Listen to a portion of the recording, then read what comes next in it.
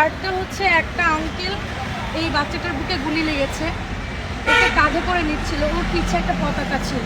এটা একটা real art, ওটাই আমরা রিক্রিয়েট করার চেষ্টা করেছি। জুলাই হত্যাকাণ্ড বা জুলাই বিপ্লব, জুলাই গণ অভ্যুত্থানে যে ছাত্র জনতা শহীদ হয়েছেন, আহত হয়েছেন, তাদের আত্মোৎসর্গকে ভবিষ্যতে জাতির মাঝে বা ভবিষ্যতে আমাদের মাঝে সংরক্ষণের জন্য এই কাজগুলো এখন করা হচ্ছে।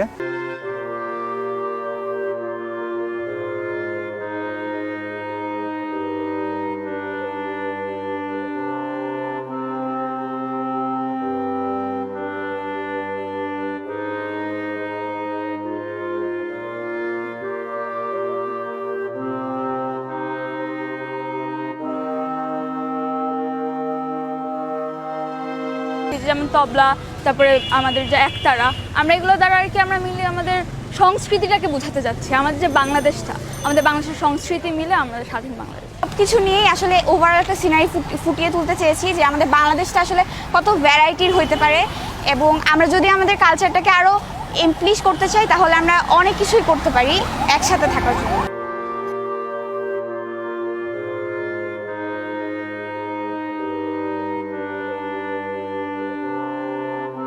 গ্রাফিতির মাধ্যমে তো গ্রাফিতি তো একটা শক্তিশালী মাধ্যম, যেটার মাধ্যমে অনেক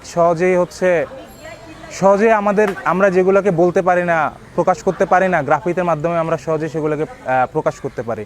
তো আমরা দেখছি যে দীর্ঘ এই আন্দোলনের সময়ও প্রত্যেক ক্যাম্পাসের দেয়ালে দেয়ালে সব জায়গায় সাধারণ শিক্ষার্থী তাদের জীবনের ভয় নিয়েও এই গ্রাফিতিগুলো করছে, এই গ্রাফিতিগুলো আঁকছিল আর